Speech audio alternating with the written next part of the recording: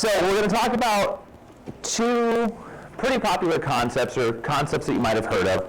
PLCs, professional learning communities, and universal design for learning, and how those two frameworks or things that you use or see at school can intersect, and how one can kind of guide the other. If you want to access, so I'm talking about UDL, and I'll be 100% transparent. I've stolen this idea from Sung Park, who's the coordinator, or one of the coordinators of the Inclusion Collaborative, where you kind of walk the talk. If you're going to talk about UDL, you should probably model it. So you're going to have multiple ways to access the materials here. It might be very hard to see the blue. That is my fault. I should have removed the hyperlink. So if you cannot see it, that is the link. It's zeetings.com/mlovesjsu. That'll give you access to the live presentation if you want to follow along. I wasn't quite sure how the digital attendees would have access to these as well. I like Zeetings because it gives you a lot of flexible ways to present material and for participants to access what you're doing. So you can take notes. One of the least favorite parts of my job as a university instructor is I ask a question and then you get crickets. But Zeetings also has a chat function where students can send you a question directly. It'll pop up on there. It can be anonymous. It's low stakes. And they're more willing to participate that way just because everyone's scared to be that person that asks the question. They don't want to appear stupid or something, right? Even though 15 other people might have that question. If you want to access the slides a different way, if you want to access them after and you just can't get them on Sched, I have them in Google Slides as well. So you go to rebrand.ly/MLIC 2019, so Matt Love Inclusion Collaborative 2019. Or you can go on to Sched where they're available in the face-to-face schedule portion of it and the virtual. So those are those options. I recently found out, literally as we were going through the keynotes, that you all get to rate me. Yeah. Not that I'm worried about that, but like feedback drives me. I don't know, like I need validation in my life, and I don't want to be the red sad face. I want to build towards the green happy face. But in understanding that, last night I had planned 90 minutes of lecture, and it went like 2.5 hours. I don't have 2.5 hours. My colleagues laughing at me because we would plan lectures together last year, and it would be like, we only need 90 minutes. 2 hours and 45 minutes later, we didn't get through everything we planned. So I've got 90 minutes. I want this to be beneficial for you so that I get the green smiley face, and I also want it to be interactive. So it's not just me talking at you for 90 minutes. So about me, my name is Matt Love. I'm an assistant professor at San Jose State University. If you'd like to contact me, shoot me an email, or ask me a question outside of this conference, there's my email, matthew.love@sjsu. The other thing I can do is, throughout the presentation, if there's something that, there's a resource that I can connect you to, I can probably drop like a shared folder in Sched for everyone to be able to go through and access that stuff. What else about me? Universal design for learning is an area of research focus for me, with a specific focus on instructional and assistive technology and how those can support emergent bilingual students with disabilities, but ultimately all students in inclusive classrooms, with my focus leaning towards STEM, science, mathematics coming together. I always have this slide the first day of class, but because we're broadcasting over YouTube, I didn't want to violate any copyrights. But if you're familiar with The Who, they have a song where it repeats, "Who are you?" I think it's funny. And I ask my students, "Who are you?" But thank you for laughing. It makes me feel better. There's too many of us for me to go one by one to see who everyone is. So I'm just going to ask that we raise our hands if you fit into this category. Who are my K through 5 special educators? I always forget this. Andy, I apologize. I should have started. Who are my early childhood and early childhood special educators if I'm going chronologically? Okay? Folks 6 through 8 in special ed? 9 through 12? Administrators? University research folks? Okay, so that's a fun mix. I like to pretend that I'm going to recalibrate everything I talk about based on that, but I think there's a pretty good spread anyway. As you know, the theme of this is access for all. How can we use PLCs and universal design for learning to create access to instructional environments for all students? So, the agenda, I'm going to talk about something called the UDL Oasis Plan. It's just an acronym that we thought was cool that I made up with the school that I'm currently working with as they're attempting to embed universal design for learning. Thank you. I wonder if this works with this. It does. Okay. As they're implementing, adopting, and rolling out universal design for learning as a guiding conceptual framework for everything that they do in their schools. So OASIS stands for something. One of my slides is called Acronyms Are Cool. If you're in special education, you know alphabet soup is the name of the game. Acronyms, acronyms, acronyms. And I spent more time than I should have coming up with the acronym to form the plan. We'll talk about why PLCs and UDL. Why did we decide to go that route with the school I'm currently working with? What are some of the historical foundations in my work that led to the project I'm currently doing with the school? We'll talk about the stages of implementation. With the administrator that I'm working with, we kind of had the chicken or the egg conversation, or can we do both? Like, should we establish a PLC process first, make teachers familiar with that? Or should we really orient them to universal design for learning and then have them build that into their own planning? I said, let's just do both together, and there was a little pushback there. So we'll talk about that because as you implement or try new initiatives in schools, there's kind of a learning curve, early adopters, and then how you ultimately get everyone to support that initiative that you're trying to adopt.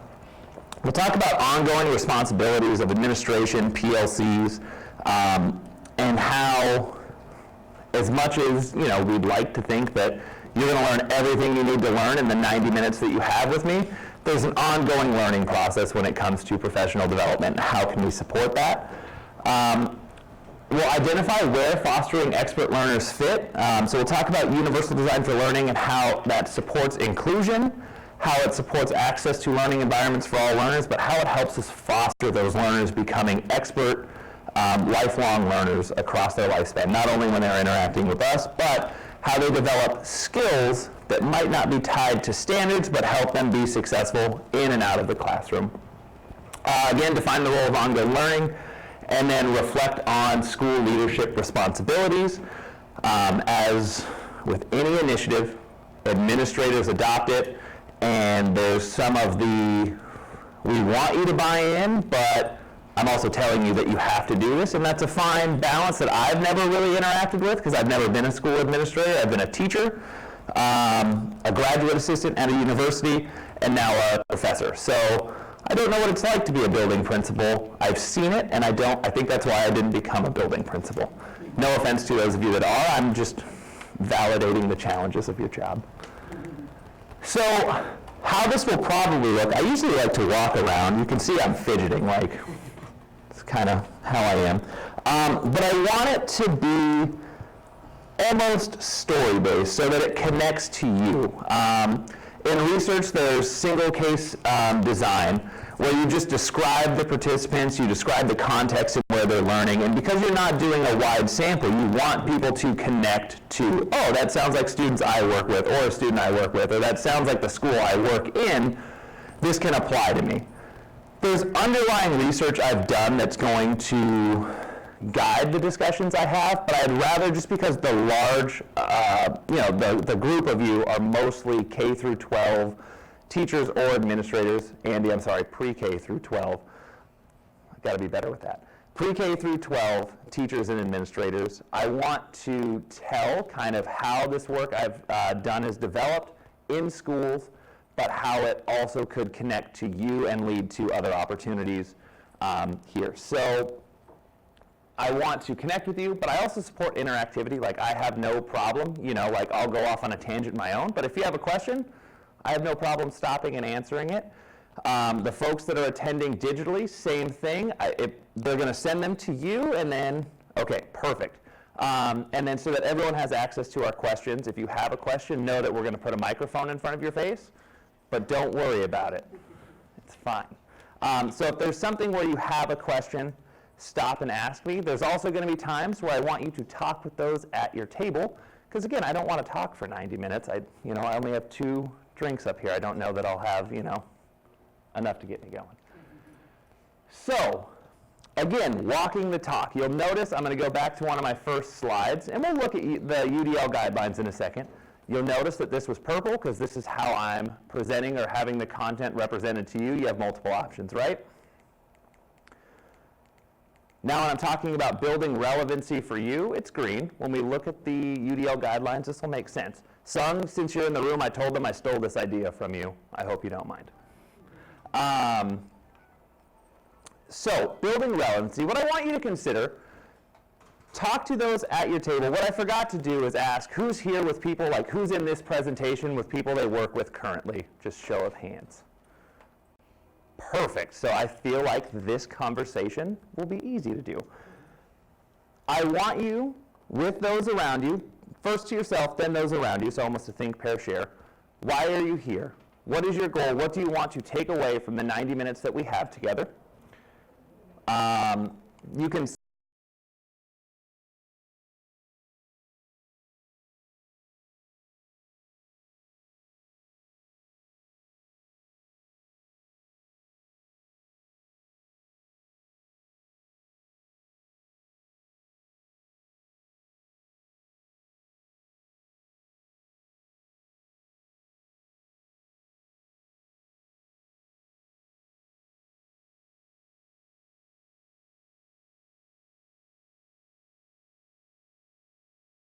write it down, keep it in your head, and if you want, ask.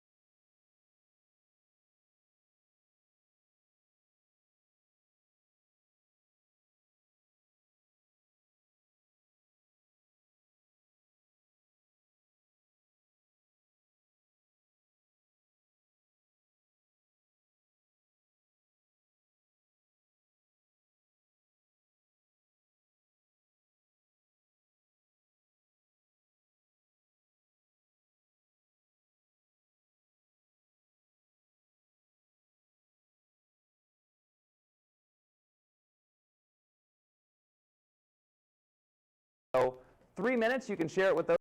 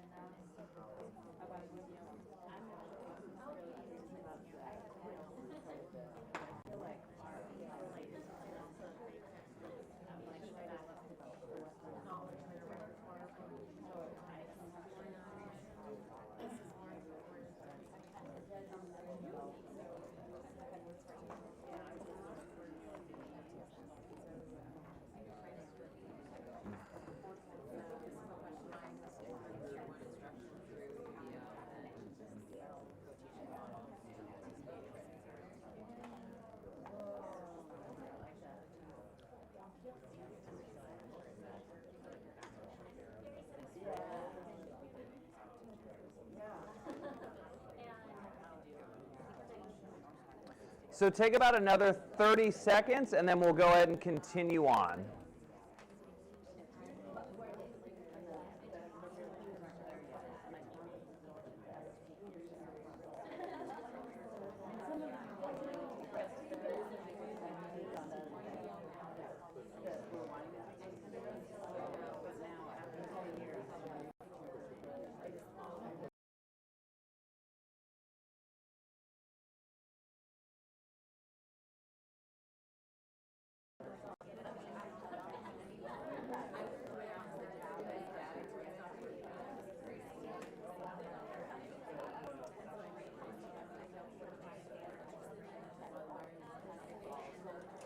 Alrighty, so let's come back together.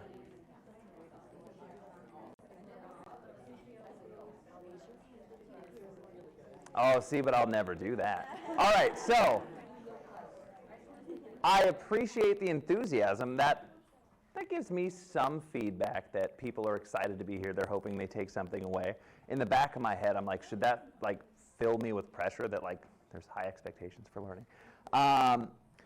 But thank you. I was given an affirmation. Yes, it should. Not that you have to, but is there anyone that would like to share a goal that I should be held accountable for meeting that your table or you have individually? I didn't think so, but I thought I'd ask. So if at the end, though, there's going to be a time for questions, ask them then, or just throughout. I don't have a problem. Or digital folks, ask your questions as well. So just looking at the context of the project that I'm currently involved in, this project is 3 weeks old. It's a little older than that, but the implementation of it's about 3 weeks. It's part of a 3-year strategic plan. A principal that I used to work with reached out to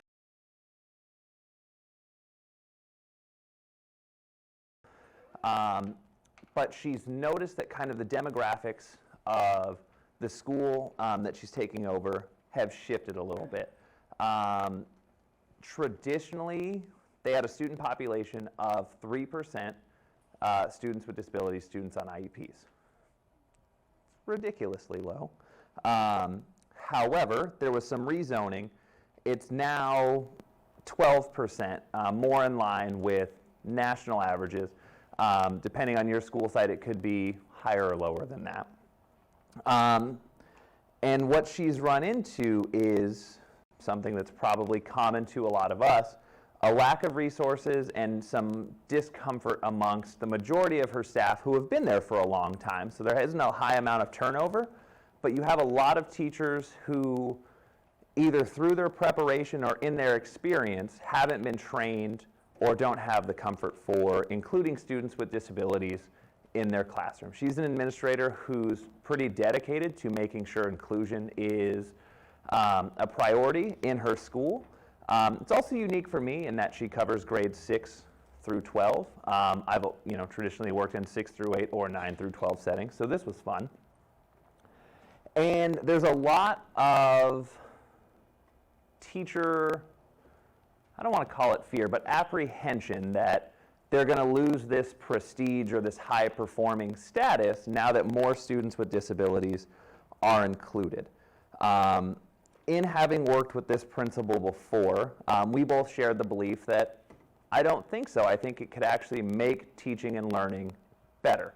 We'll talk about how you support students in the margins and how we've kind of shared that with teachers.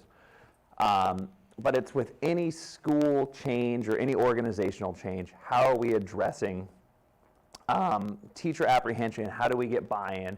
And then ultimately, how do we build systems that support all students?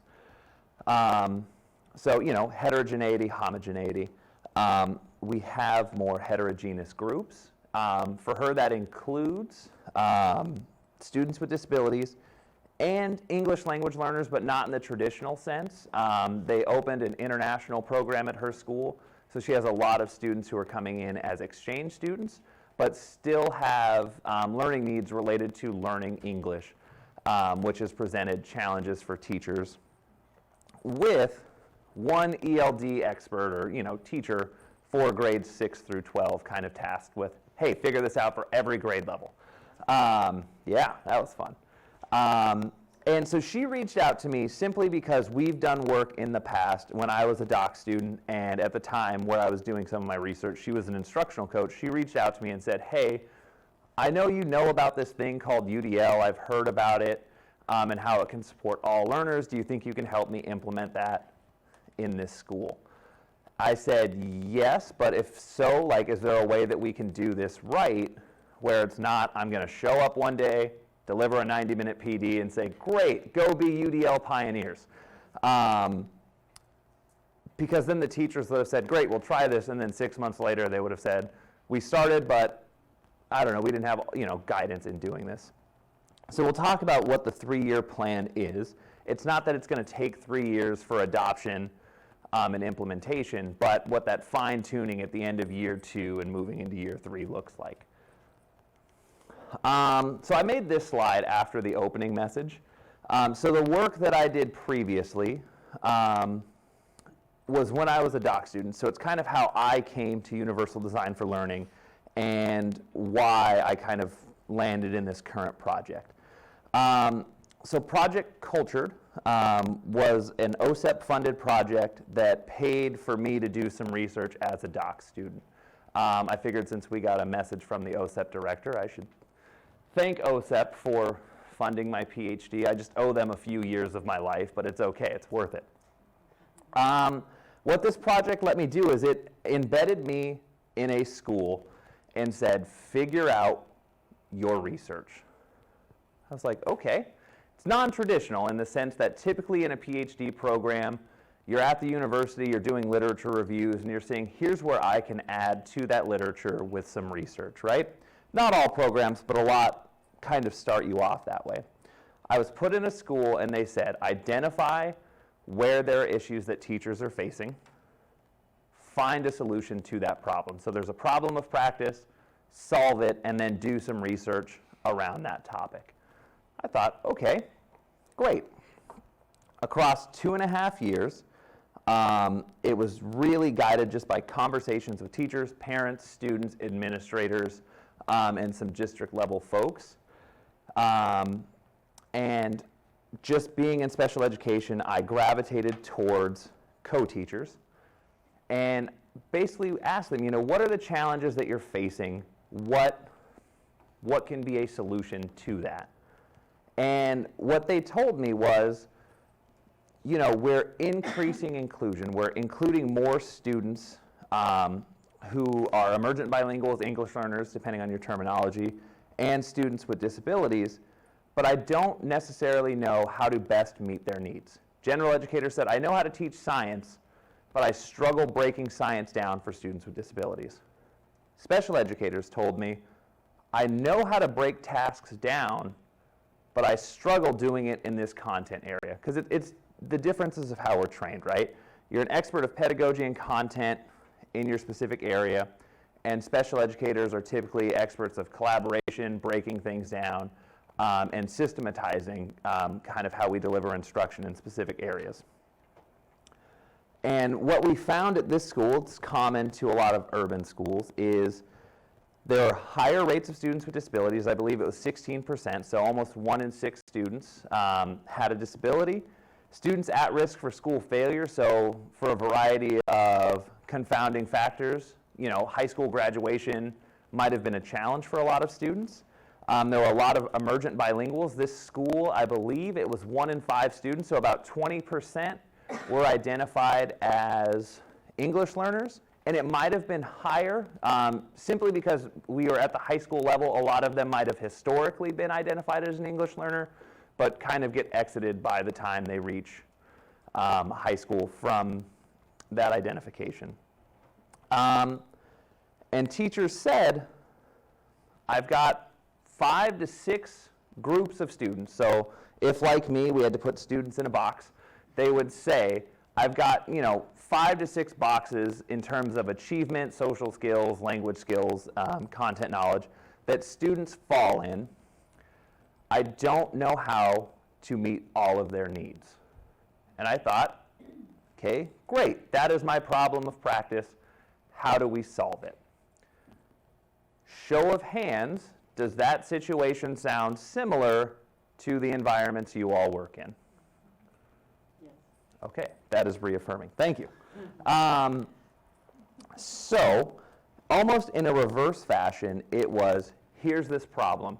Go do a little bit of research to see what has been used to address this problem elsewhere.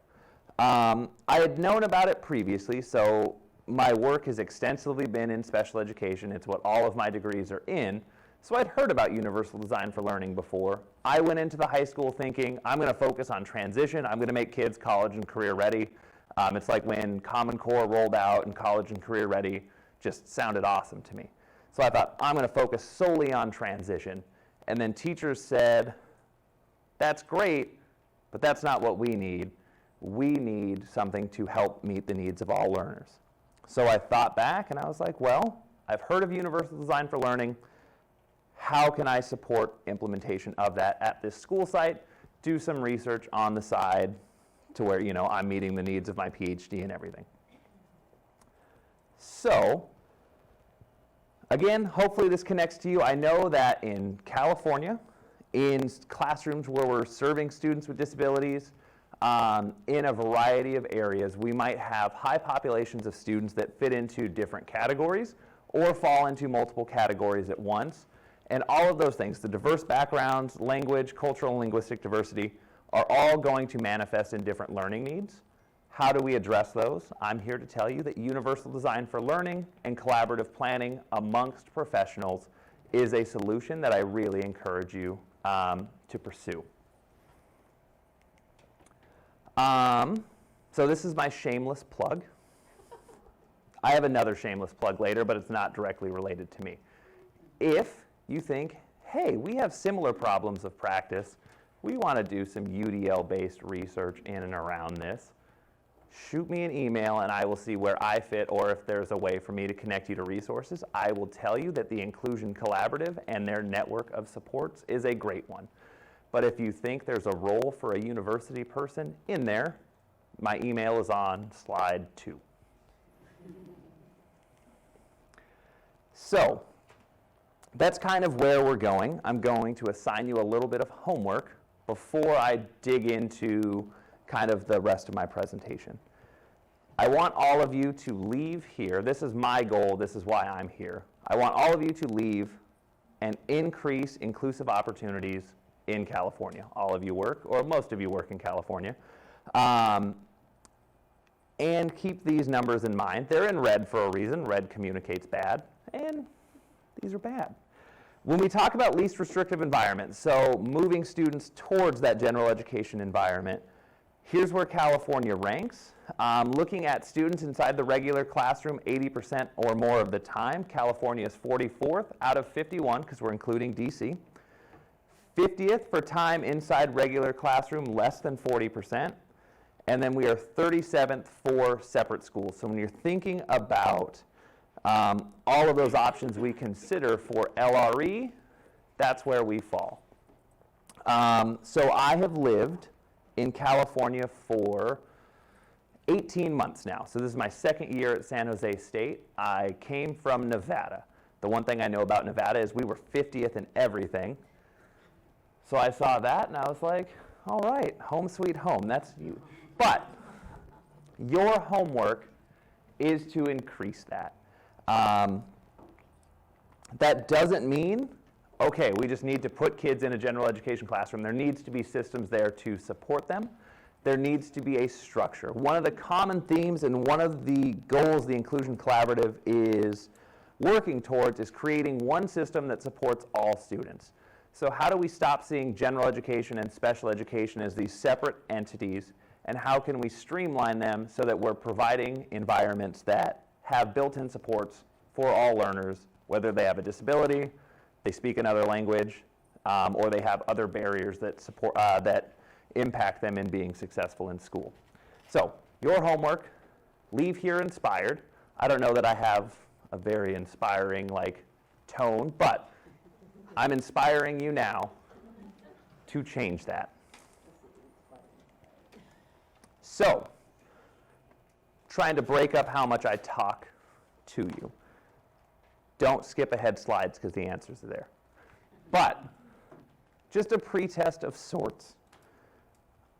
At your tables, discuss your understandings, and I want to give you 5 minutes to do this. What is universal design for learning? What are professional learning communities? And if you want to be bold, my challenge and extension question to you is, how do those two concepts commingle with each other? So for about 5 minutes, just discuss that at your tables.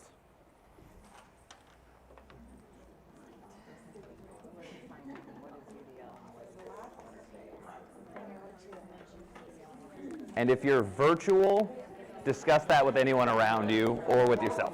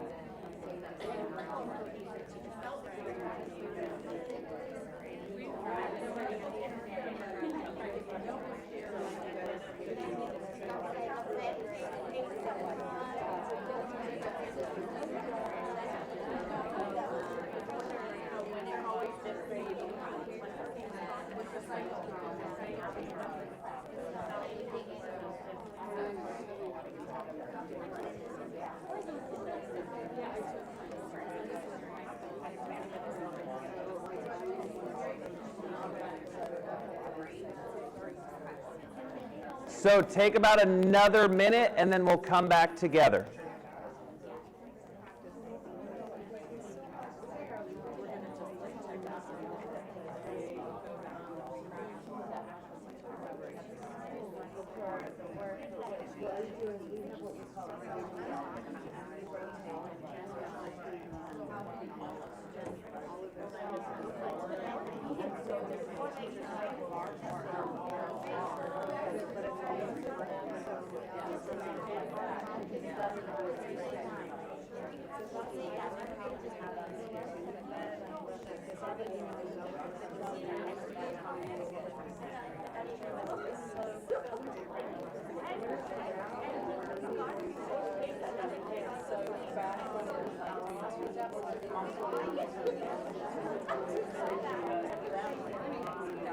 Okay, so go ahead and wrap up your thoughts and let's come back together.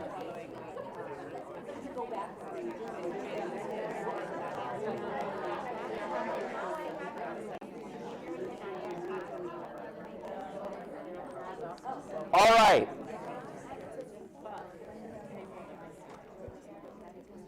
That was your pre-test, a little progress monitoring. I've been able to take 83 steps while I've been in this box. Still behind. Does anyone want to share out either what they think UDL is, what PLCs are, and if they're feeling up to the task, where they commingle? I don't know that that's a super difficult question, but does anyone want to share? We have a microphone for you if you do. All right. So, yes, sir.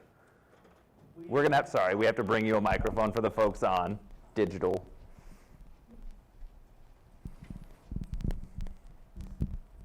So I'm with Sanger Unified, and this is 4 or 5 years of UDL for us, and we talk about it as creating multiple on-ramps for all students. First best instruction includes multiple on-ramps for engagement, action expression, and representation.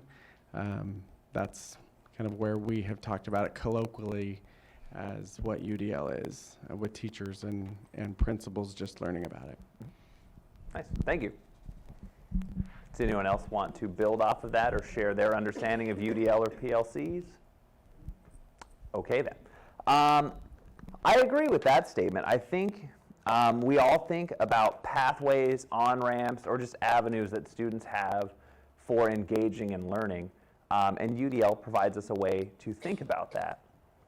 And we'll talk about what UDL and PLCs are. For most people, this is universal design for learning. These are the guidelines. They tell me how I provide those on-ramps. To some extent, to a large extent, yes, universal design for learning is how am I reaching those tenets, those principles, those guidelines. Most of the time, though, I feel like when I explain universal design for learning to someone, I feel like I spend most of my time telling them what it is not, though. I think the gentleman put it pretty clearly. UDL is a way to plan avenues, eliminate barriers so that students can dig into learning, right? What UDL is not, and I was a very arrogant doc student, and I got into an argument with a very well-respected researcher in technology who told me that UDL is technology. And being young and arrogant, I was like, I'm going to argue with you. But UDL is not technology, right? And I tried to frame it in technology is a tool you can use for UDL, but it's not strictly technology, right? If you think about mathematics, if we provide multiple means of representation for mathematics, the foundation for teaching math is that you have concrete, representational, and abstract representations of math. You don't need you can use technology to do that, but you don't need technology, right? Counting bears, base 10 blocks, moving into letters representing variables or numbers, right? UDL does not have to be technology. Technology, just with the way it has advanced, though, has provided an avenue to provide multimedia, multiple means of representation. But it does not strictly have to be technology. It's not only for special education. What we know is learning variability is constant amongst all people. Right now, my variability is high. I slept like 5 hours last night, but like coffee is an amazing thing. Am I at peak performance? No, but I have my slides to kind of fall back on. That's my avenue or my pathway for remembering what I'm going to tell all of you fine people. Students with and without disabilities have variability in their learning. If you're like me, you're strong in some areas and you struggle in others. Reading and math, I'm pretty good at. Writing, I'm not as engaged. I don't like writing as much as I like reading or, doing math problems, whether it's stats or whatever, right? So I need to use extra supports when writing. I have a PhD, but I still use assistive technology to write. One question I get is, well, isn't that just differentiated instruction? And that is a harder thing to explain because a lot of the verbiage and a lot of the tasks are the same. You know, with differentiation, you're looking at content, process, and products. The difference is differentiation, I believe, is a reactive strategy, whereas UDL is a proactive strategy. Each of you, as experts of content, pedagogy, and your students, can proactively plan supports they're going to need to access whatever educational task you're going to have them complete, right? You know, well, Matt's not a great writer. Maybe I'm going to have an outline for him to be able to use when he engages in writing tasks. I am not a great typist, so maybe I'll let him use speech to text. But how many of us who might be great typists still use speech to text or a screen reader at other times, right? Proactive support's built in from the front to support all learners. And it doesn't even have to be student directed. As an expert of your content and someone who might have taught for a long time, you might say, typically the first time students have exposure to the quadratic formula, they struggle to memorize it and apply it, so I'm going to write it on the board just so that it's there for them. There's going to be a couple examples. I'm just going to leave that up there proactively so that all students can use it.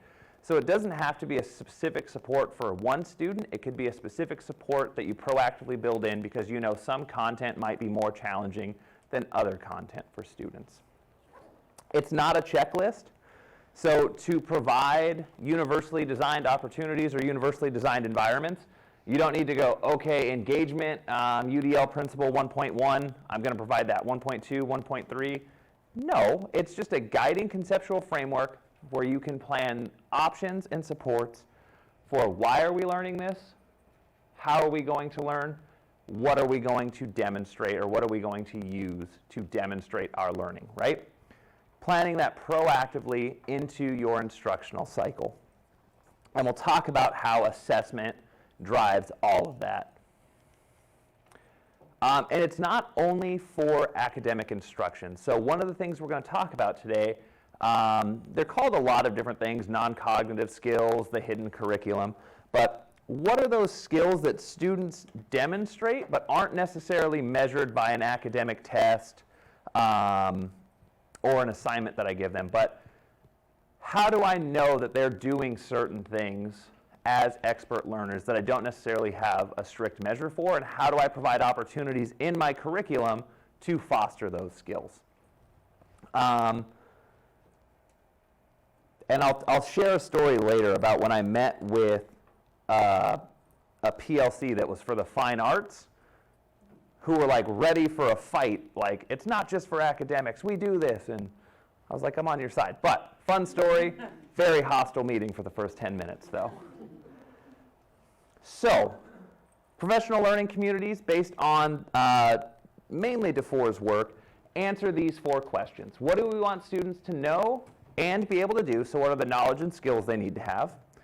How will we know if they learned it? So what assessments do I have in there? How am I collecting data? How will we respond if they do not learn? And how will we extend the learning of proficient students? PLCs, you know, along with serving other tasks, are mainly tasked with answering those 4 questions and sharing ideas for responding to these 4 questions. That's a very simple overview of PLCs. That's not everything about them, but for 90 minutes sake, that's what I'll share.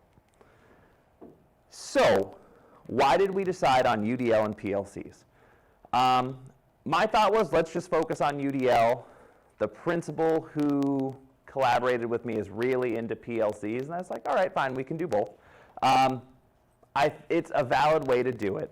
The previous work we had done before is I would meet with PLCs, and that's where I kind of would help embed UDL in them. So she thought, let's continue doing that work just at a new site. We know that UDL is a guiding framework to provide or to plan for the learning needs of all learners. So if you're trying to think of how am I going to answer these 4 questions, why don't I have UDL as an initial proactive guiding framework for how I'm going to assess, how I'm going to teach, and how might I proactively respond to students who might struggle? What supports will I build in from the front? Because remember, how will we respond if they do not can be addressed proactively, or reactively. I'm not saying with UDL that you'll have an answer for everything all the time, but it's safer to provide a different on-ramp from the start rather than trying to retrofit one into something you've already done.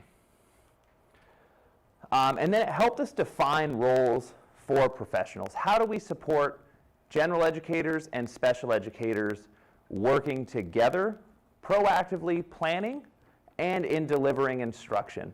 Andy, I've pointed to you a couple times, but this is Andy Gallagher. I'm sorry for the folks, she's not in the box, but she is my colleague at San Jose State University. I had one of my favorite professional experiences where we co-taught our co-teaching class, if that makes sense. So the class that all special educators take to learn how to co-teach, we co-taught together.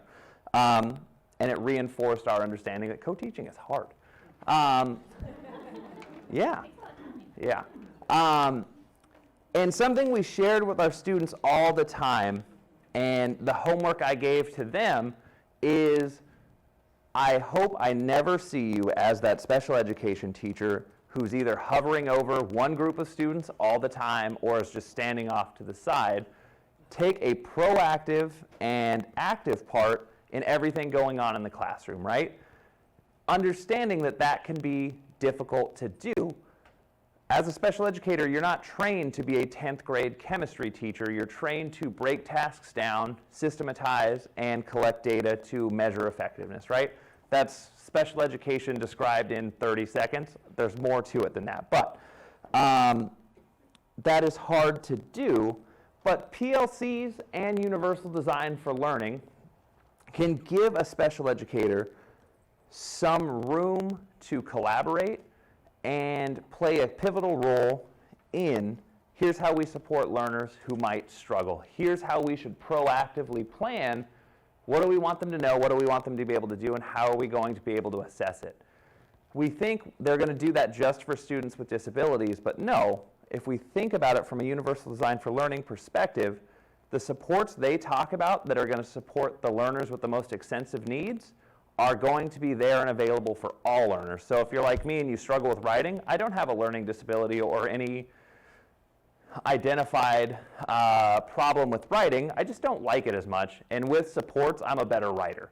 So if I were in a K-12 classroom and those supports were available to me, maybe I'd like writing a little bit more, or I'd do better in writing now as an adult, but it would be there for me. And that's kind of what we want to plan.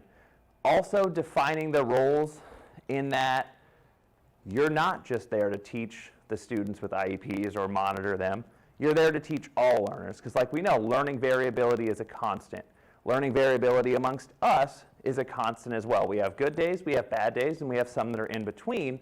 If there are supports where someone with a special education background can help build in, we're all masters of accommodations, modifications, and specially designed instruction. If we can bring that into a general education environment, it's not only supporting our students, it's supporting all students, and it doesn't ostracize the students whom we support that need to use those things. I remember, I'm not that old, but a long time ago, I had a student that had a Dynavox, would not use the Dynavox because it made them stand out. I had a student who, before laptops were pretty prevalent, had a laptop for word processing and speech to text. She would never use the speech to text because she was the only one in class that had it, and she knew as soon as I start using speech to text, everyone's going to know I'm that kid that can't write very well, right? If we're building those things in, especially as tools and things are more common, our phones can do more than my first computer could ever do. How are we allowing all students access to those? And again, remember, I said UDL isn't just technology. If I have an outline, a graphic organizer that's going to support one student, should I make that available to all students if it's still going to support me in meeting the instructional goal that I have, and not necessarily change the challenge for each student, right? So what we tasked them with doing was basically what the message for UDL is: stop aiming for the middle, stop aiming for arbitrary targets, be very specific and explicit in what you're aiming for, right? So I can't leave my box here But my laser pointer, you'll see, this is just a bell curve. It's how we describe where people fall compared to other people. We all fall somewhere in here. Average is from about here to here. And what a lot of research in universal design for learning has found and suggested is that typically we aim right in here. We think if we aim for the middle, most students are going to be close enough to the average that will hit some of their learning needs or will address what they need. But if you look at the average range, this is just a simple way to look at it, right? The average range is typically within a standard deviation of 100 or whatever the average is. We know that in perfectly aligned bell curves, about 64 to 65% of students fall in there. If we're aiming for the middle, by design, we are missing 35% of students. That's the basic view of it. But if we think about students, no one falls in the middle for everything. Todd Rose, director of the Mind, Brain, and Learning, sorry, it escapes me, but he works at Harvard, so that lends a lot of credibility to what I'm about to say, right? He wrote a book called The End of Average, which explored there's no such thing as perfectly average. You're not average on everything. But if we aim for the average, or we build instructional environments and methods and tools to aim for this average, we're missing more than 65% of learners because you have different needs in different areas. Your interest, your engagement, your ability, your background knowledge with those things is going to be all over the place.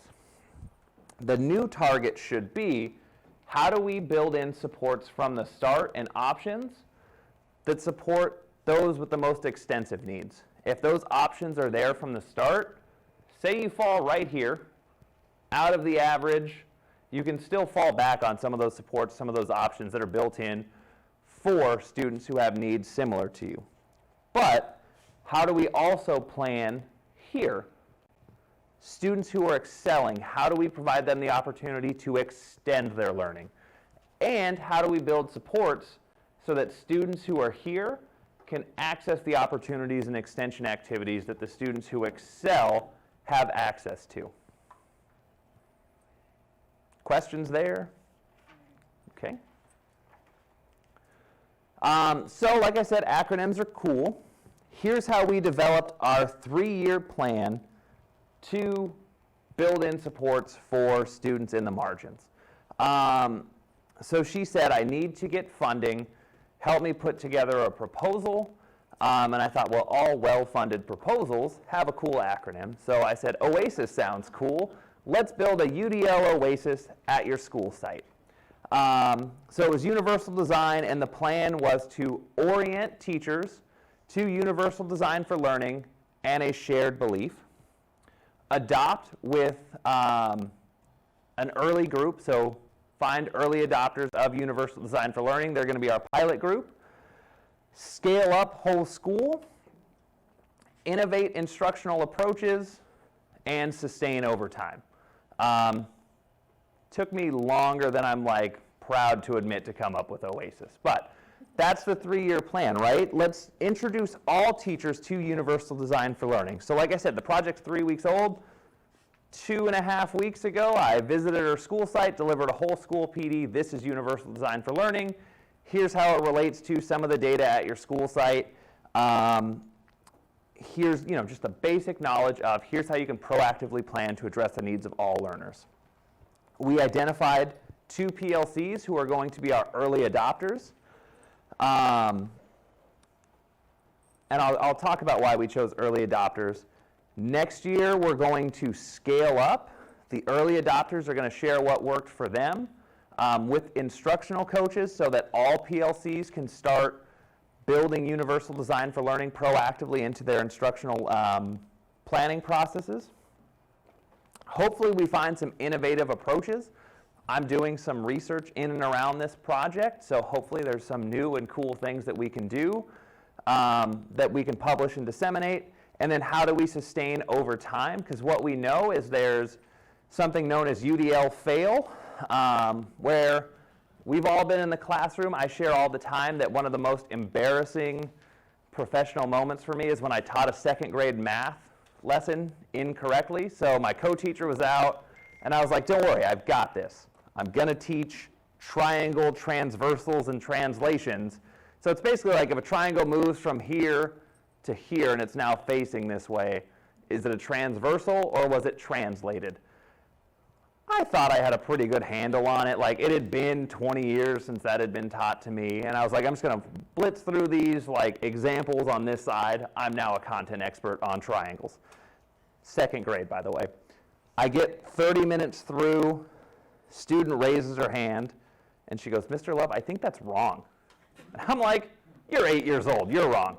And then I look and I go, oh yeah, that's wrong. So I failed. And that happens sometimes. Sometimes we try initiatives and they don't reach the expectations that we set for them, right? So sometimes we call that, or we look at that as UDL fail. Does that mean we should abandon it? No.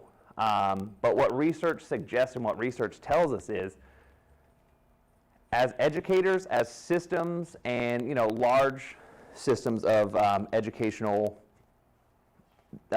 districts and schools, we are hasty to adopt a curriculum and then hasty to abandon it.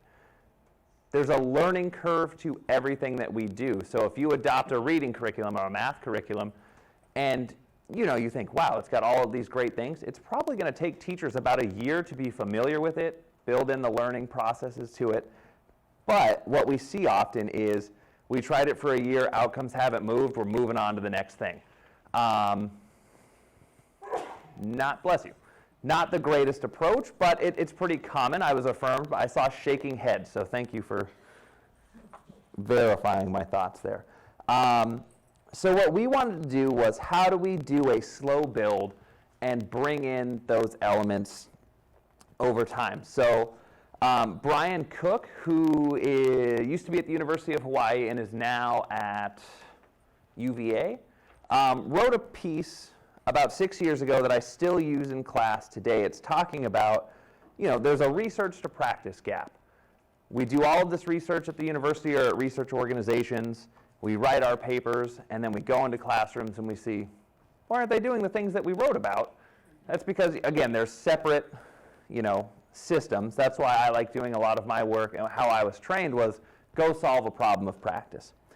But he said if you can get a group of early adopters, and he also had an acronym, it was called SUCCESS. I don't remember all of it. But it's how can people at a specific site share stories. Here's how I did it. Here's how it worked for me. I'm at the same school site as you. Here's how I adopted it. Here's how I was successful using it. And then just understanding what goes in there, how can we collaborate, and how can, peers teach peers how to implement new and innovative practices. And he suggested, he and his co-authors, that, learning or adoption is a hierarchy that starts with, some form of PD, a train-the-trainer model, and is disseminated from peer to peer. I think of my own experience in trying to foster inclusion when I was a first and second grade teacher. So I had 12 kiddos with autism on my caseload, and I was like, I have a 90-minute block where I'm supposed to teach social skills. If you have 12 students with autism who are 6 and 7 years old in one room, it's hard to teach social skills, because you can't just say, talk to each other. Learn social, because I feel like social skills is almost learned through osmosis. There's some direct and explicit instruction that needs to happen, but that's really where inclusion is a huge benefit, right? And teachers were hesitant. They were like, I don't want to do it. I convinced one second grade teacher to let me be in there for 90 minutes. She saw how it benefited her kids, how it benefited my kids, and how it was just a great experience overall. Planning for that 90 minutes every day almost killed me, but it was great because we had peer-assisted reading, we had peer-assisted math, and then we just had time for kids to interact with each other. We had academics and social skills going on at the same time. And she just went to her other colleagues in first and second grade and said, this is awesome. We should be doing this all the time. And she was kind of my gatekeeper to other classrooms. So just because she was able to like demonstrate this is awesome, I also had to like bring in cool things. She was like, Mr. Love's got all the iPads, and he can bring those into your room, and it's like a really cool collaborative thing. But that's how we make it work, right? So our hope is that over time, the instructional coaches and our early adopters can tell or just share with their colleagues, here's how we adopted it, here are some of the things that we've created, and here's what we've seen. I can come in and say like, here's the research graph, here's all of this stuff.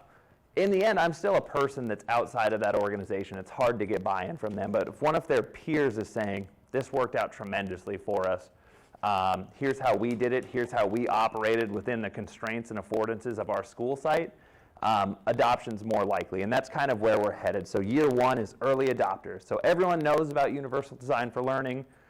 We're building in the PLC process. Their master schedule's kind of a mess, so common time to meet is hard, but we're getting PLCs established where they're just answering those 4 questions, and with those early adopters, it's how are we proactively planning for student differences to make sure that we're answering and addressing each of those 4 PLC questions. I was nervous for a second because Jamie Basham was in the room, and he wrote, he's a co-founder of the UDL Implementation Research Network, and wrote a whole paper on the stages of UDL implementation. I was like, man, I really don't want to mess this up in front of him. So he had to step out. So a little less pressure, right? But we looked at how do we take our cool acronym and then align it to these 4 stages where you're exploring, preparing, launching, expanding, and sustaining. So obviously expand and sustain is the final S. Explore, we just wanted to orient teachers to this is what Universal Design for Learning is, what do you already know about it, what are you already doing that kind of aligns to these practices. Preparing, providing some models, so that's our early adopters. Launching is year 2 when we go school-wide with every teacher kind of piloting it themselves, and then fine-tuning from year 2 into year 3. So if you want to look at this, I highly suggest that you visit the UDL IRN, so Universal Design for Learning Implementation Research Network. If you want, I can put a link to their stuff in a shared drive in Sched. Like, I see nods, so I will do that. Where they talk about kind of how you can begin implementing Universal Design for Learning at your school site. And going through these 4 stages. You have to know what UDL is and how to build it into your school site before you can launch and expand it. And I interpreted that as, let's build an oasis. So what we had them do, PLCs, we said you need to have goals. So UDL is all about goals, methods, and assessments, and aligning those things, right? PLCs were aligned vertically, so it's a small school site. So there isn't like 4 6th grade English teachers. It's a 6th grade English teacher, a 7th grade English teacher, and an 8th grade English teacher, which was a fun challenge. But we thought, okay, how do you collaboratively plan then to vertically align the learning tasks at your, in your content, right? What are common goal areas that you can build towards 6 through 8? And how can that support you in sharing strategies? Needs to be aligned to standards, because everything we do is standards-based instruction. How are you answering the PLC questions? So how are you planning assessment? How are you planning instruction? And then how are you planning to respond to students who struggle or students who excel, proactively and reactively? What we wanted them to do was have systems that allow them to answer PLC questions reliably. Our early adopters, our pilot group, is thinking about how can they build in supports when they're planning instruction. How do we know what we want students to know and be able to do? And then just how do we increase efficiency and efficacy in standards-based instruction? So we all know we have assessment, standards tell us our goals, we plan instruction, we deliver instruction, we assess again to measure what the effects of that were. The goal is, just based on time and resources, how do we get PLCs super familiar with that process, sharing data, sharing strategies, and just planning together? And then how do we, with our pilot group, take our goals and determine methods that are universally accessible to all students? So how am I going to teach this? How am I going to build in supports for students who struggle? And then how am I going to have assessments that validly measure what students have learned? An easy example I use all the time is the first year I taught, I was in a high school. I co-taught in science, and the person I co-taught with was all about written assessments in science, right? So I had students who were brilliant, knew a ton about science, but when we measured their understanding of science, if they struggled with writing, they would fail science. So I had kiddos who knew a lot more about science than I did, failing science just because of how we were assessing them. So how are we preventing barriers for students presenting their knowledge as well? How we went about it was we started with, first you need to understand and unwrap standards. What is a standard telling you? How do you move forward from there? And then how do general and special educators, as masters of content, their students, and pedagogy, plan to meet the needs of all learners? So we told them, identify the component parts of a standard, determine how you're going to assess those component parts, proactively plan to meet the variability of all learners. Here's how I taught them to do it. It's how I was trained.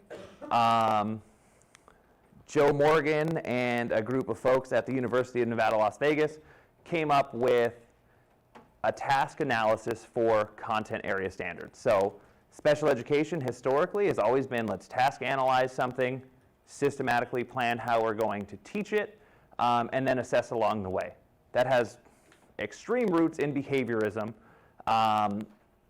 and how we teach behavior, but we can also do similar things with content area standards. So the example I showed was Reading Literature 5.9. To identify the component parts, they had two simple tasks. Identify the verbs and identify the nouns in the standard. Underline the verbs, highlight the nouns, right? The verbs are the skills that students need to develop. The nouns are the knowledge they need to have, right? So what do they need to be able to do? They need to be able to compare and contrast. What do they need to have knowledge of? Stories, genres specific to mysteries and adventure stories. They need to know what writing approaches are, and themes and topics.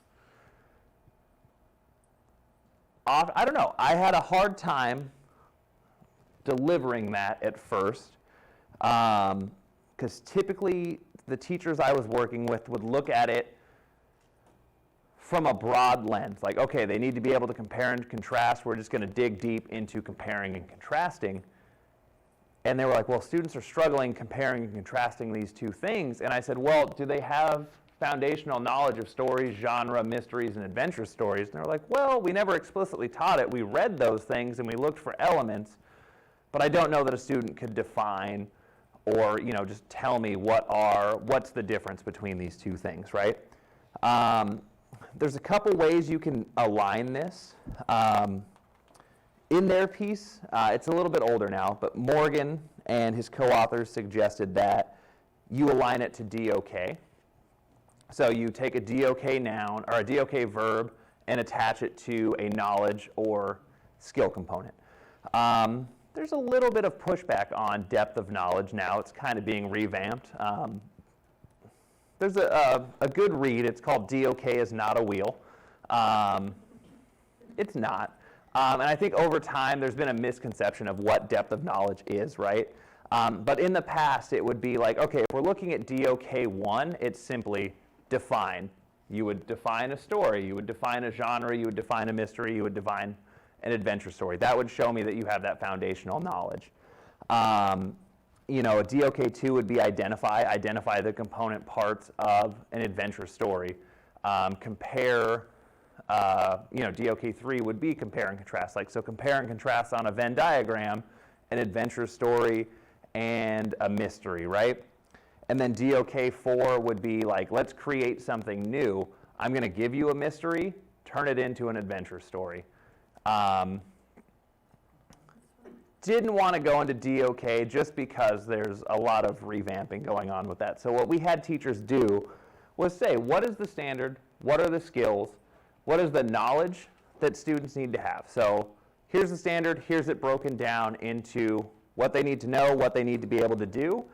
And then I just let teachers as content experts and masters of pedagogy and their students, so general and special educators, to plan how can we validly assess this, what supports can we provide, assistive technology, instructional technology, or low-tech supports to assess it, and then what is the prerequisite foundational knowledge students need to have of each of those things. For the vertically aligned standards, that's what they did, and then they used this outline to start planning instruction. Here's how we're going to deliver instruction. Here's how we're going to build in supports.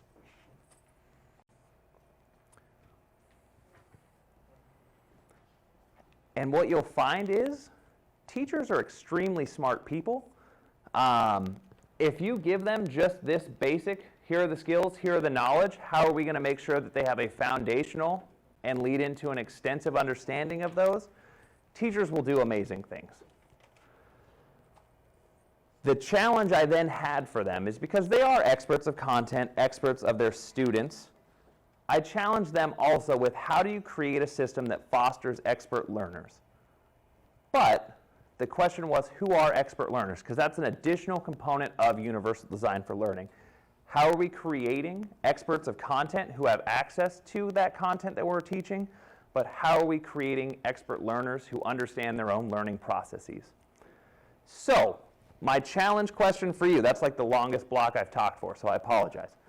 My challenge question for you, and it's an impossible task, I know, because there's a lot of things that go into it, but I'm going to brief you on it, give you 3 to 4 minutes to make a decision, and then come back to me. So I have 2 students.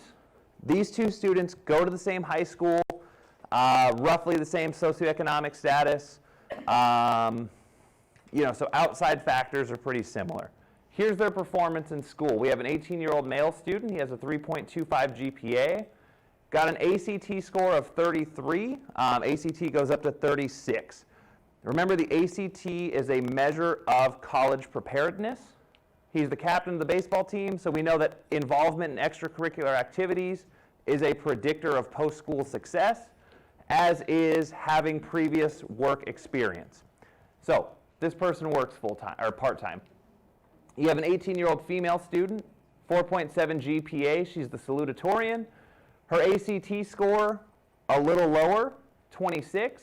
She's the student council vice president, also works part-time. So most of the comparables are there. What I want you to discuss at your tables for 4 minutes is, and it's not cut and dry, right? Which one of these students is going to be more successful freshman year of college?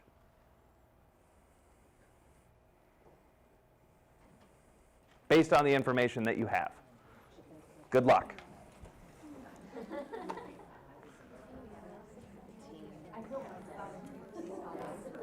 And keep in mind, the ACT is a measure of college preparedness.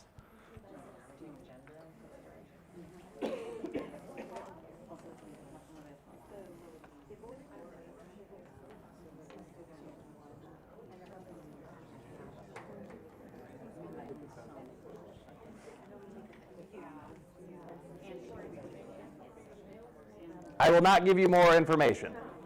I want the discussion to be rooted in this.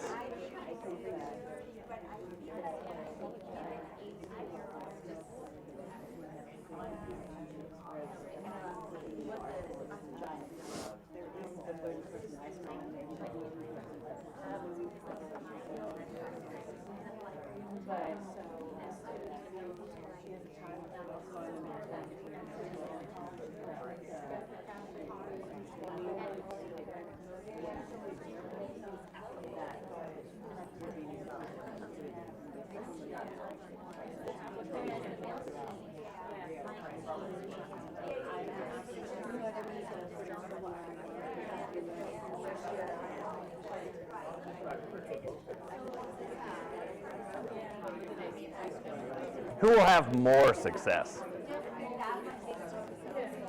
That's very relative, I know. I'm being purposefully like a pain right now.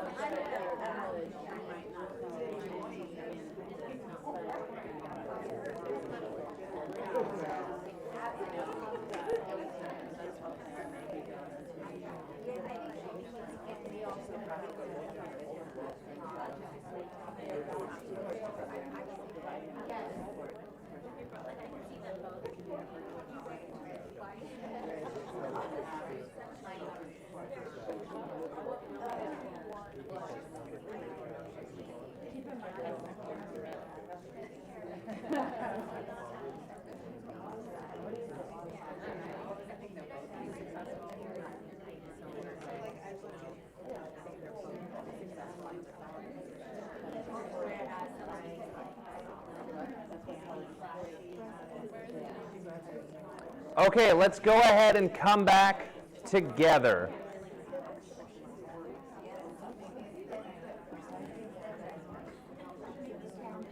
So I present this example a lot. I really hope, I want participation this time. There is no right or wrong answer. Based on the information you have, remember I told you this is an impossible test. There's so many things that go into like what makes a person successful, right? But based on the information that you have, what are your insights as to who is more prepared to be successful in their first year of college? Who is the most college and or career ready here? In the back. Oh, sorry, I forgot the microphone. I forgot there was a microphone, or I wouldn't have raised my hand. We just discussed student one because of the aspects of being on the sports team.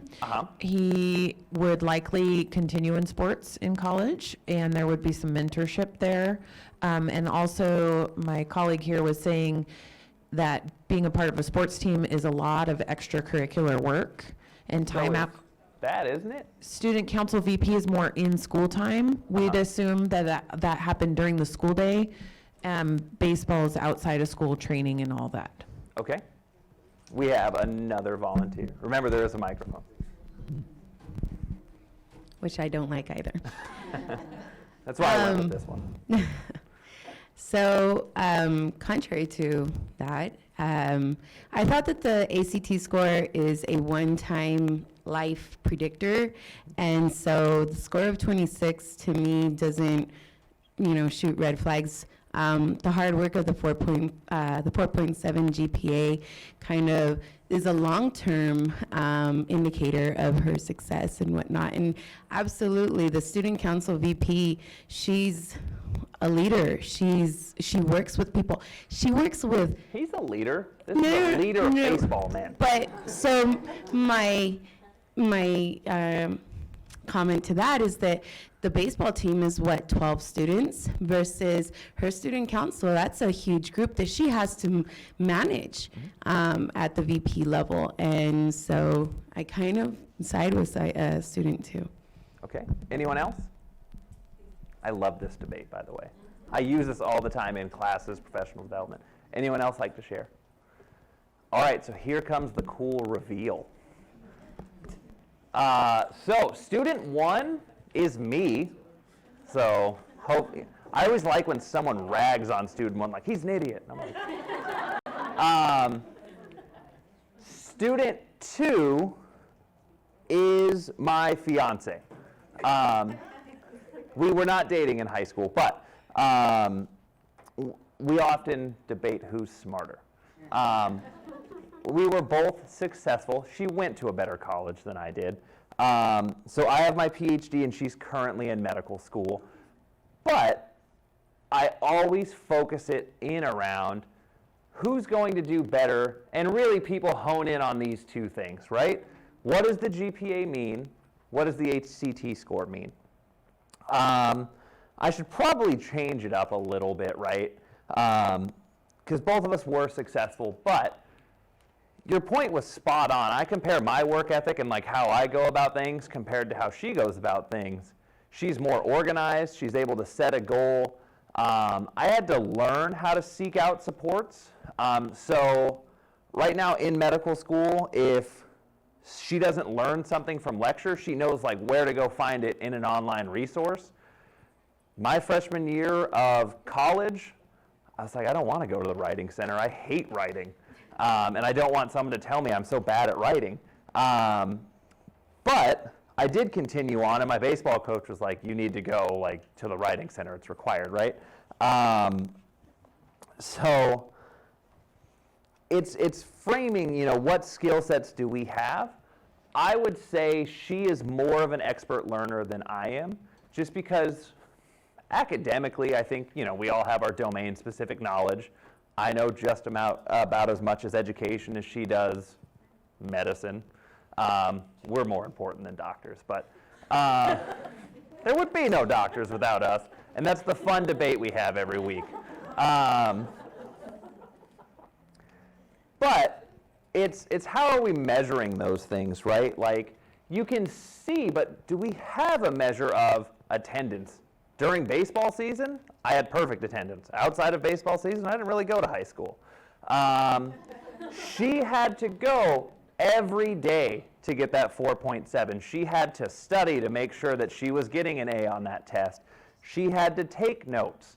I share all the time that I used to just copy off her in world history because she sat in front of me and then we didn't see each other for 8 years. So I remembered her as the girl I cheated off of in world history. And, you know, so there's more things that she's doing. Had I applied myself a little more and cared more about things that weren't baseball in high school, I think I could have gotten a 4.7. I don't know. But that's what I want you to think about, is how are we fostering expert learners? For students who don't have the skills, how do we provide opportunities and supports for them? Lessons I learned from PLCs: adults are hard to work with sometimes. And getting adults to work with each other when they never have is difficult. So there's like some team building that goes on. But the conversations are so rich when you have general educators and special educators talking about learning, content, and pedagogy. It's probably because, you know, all I know is education and like I'm nerdy for it. But listening to it, I was like, this is awesome. But having them discuss, you know, let's move into how do we develop expert learners. And this is the tense meeting that I had, right? Because that was my challenge to them. I sent you all home with homework. I sent them home with homework on day one. And then day two, the folks in fine arts were ready to like run me out of town. Because, you know, they felt maybe marginalized at their school site because we don't typically highlight fine arts. It's what's the first thing we're going to cut? Fine arts, right? But the way they explained it to me, I was like, wow, you are prime examples of how you foster expert learners, right? They said, we take a kid that knows very little or has very little skills in painting. We show them where they are on day one. After a ton of instruction, we show them the products that they're making, right? So difficulties aren't permanent. We're showing you, you weren't the greatest artist. Here's where you got in 9 months. Let's keep going. Here's how we're fostering that, right? Where more than the arts do students express themselves as well or learn to communicate a message? What else did they do? There's a lot of academics that are in the arts as well. So it was really cool. I think they were trying to impress me, and I was impressed. But the art teacher taught a geometry lesson within a painting example, and I was like, all right. And just how they fostered collaboration, goal setting, and reflection in the arts was amazing. And I was like, you are going to be my prime example of how you share with your colleagues. This is how we foster expert learning. Here's how we get students engaged in the process and maintain their persistence throughout. It was just very intense the first 10 minutes. Sorry. So lessons I learned from this project: expert learners can be fostered throughout a school, all content areas and disciplines. Do not marginalize fine arts if you have it in your school. I think it's, you know, a great opportunity to have arts in there. But also from a system-wide approach, when we look at engaging students in learning, it's a concept called school connectedness. The reason I showed up to school was because of baseball, right? Without baseball, I didn't show up. There was no consequences otherwise. But why else do students show up to school? Thinking about that first block of universal design for learning, engaging them. How are we making it important and a safe place and a place for them to want to go? So not only can we do that in our classroom, but if we're talking a systems-wide approach at a school, there's a way to engage students and help them persist across the school year. And like I said, teachers are experts. There are things that I'm sure if I were to measure in a teacher's classroom from a research lens, that thing would become an evidence-based practice. Teachers do things effectively all the time, and if you just empower them to collaborate and share ideas, all teachers can be doing great things, right? The arts, I just shared that story. And then we have a plan for science, math, and ELA to like triad co-teach a lesson on. We're going to talk about vectors. Here's the math you need to know about it. Here's how it applies to science. And here's how you can write about it in your understanding. So a non-traditional version of co-teaching where content experts and special educators are coming together to streamline a 90-minute block of instruction across 3 content areas. I thought that was pretty cool. And it's because we had such fine, and this was a separate one, but such fine-tuned PLCs in that initial work that they were able to collaborate inter and intradisciplinary, which was pretty great. What teachers created through some of this work, so this is a project I'm working on now. How do we create common formative assessments that aren't just one size fits all? It's not just a writing assessment. So they have a lot of rubrics where students can demonstrate their learning in a variety of ways, and traditional tests that have supports built into them. But they've also built in systems where students can set goals, they can reflect on those goals, and they have teacher conference time to say, here's some supports you might use along the way. They have school mission extension opportunities, so the school has a mission to foster like creative next generation 21st century learners. What does that look like? And it's in each content area they're able to do a self-guided project that says, here's how I'm going to make change once I leave school, because the 21st century is about problem solving, so they apply what they learn to a problem that currently exists. And then school connectedness. How are we making sure students feel safe, want to come to school, either for extracurricular, academic, or other reasons? We know that ongoing PD is important. I did a 2-hour PD, it's not enough. So we have a 3-year plan where I'm going to go out. But that PD needs to be flexible, face-to-face, or otherwise. If you want to, all right, 5 minutes, here we go, I'm almost done. If you want access to PD similar, because I can't be in all places at once, here's my other, and this isn't a shameless plug, this is a real plug, right? As part of the California One CPIP grant, the Inclusion Collaborative has created a really good system of professional learning in collaboration with CAST that is flexible and available to in-service teachers in a variety of areas, in a variety of critical features, where you learn about Vision 1, how are we creating one system that supports all learners in California? How can we do this in collaborative teams? How do we do it in a way that aligns to universal design for learning and topics related to equity? How are we making sure that everything we do is driven by data? And then I don't have them, but equity and continuous improvement, those modules are out as well. So how do you access those? They're meant to be flexible and ongoing. So each option has an online component or a face-to-face component. So they can come to you or you can log on and go to them. However, I don't work for the county office, so I don't necessarily know the fee in place for some of the professional learning. So sorry that this isn't a free resource, but if you're interested, contact Kathy Wall, obviously the organizer of this event. She will let you know kind of what your options for accessing these things are. I just wanted to make sure that you left with some resources. And again, the principal I'm working with had to establish non-negotiables. You're going to work in a PLC. It's got to happen. She made sure they had provided ongoing learning opportunities. And if conflict arose, it was kind of her role to take care of that. Okay, so 1 minute left. Are there any questions? Yes, ma'am. So, microphone. Going back to your slides around, what? Microphone, yeah. So I have to Yeah. We should do like I think there's like a ball microphone that you can throw to people next time. So going back to the PLC slide, and there was something you mentioned about systems for PLCs. So I've been a part of running PLCs, you know, all school year long. They run every 8 weeks. But how do you adhere to the fidelity of it? Like, you can ask people to, you know, on a shared doc, write what their PLCs are going to be and their goals, but you never want to become like a police and like go in and like actually, and you want it to be, of course, on teachers to want the growth Yeah. and the kids to move. And I even believe just those steps create urgency around focal students and you get work to happen. But I wondered about systems that you know of so you can kind of align in that fidelity piece so you can see that the work is growing and moving So there without was, making teachers feel like you're, Yeah, so there was a hierarchy that we followed. Like, I'm the outsider. Like, I'll go into PLCs from time to time as the university person. There's like the Google Doc for, like, fill out the form, here's your meeting minutes. Here's what we talked about, here's the question that we addressed, and then here are like the meeting notes. So everyone had like a different role, like I'm the note taker, I'm gonna fill out the form.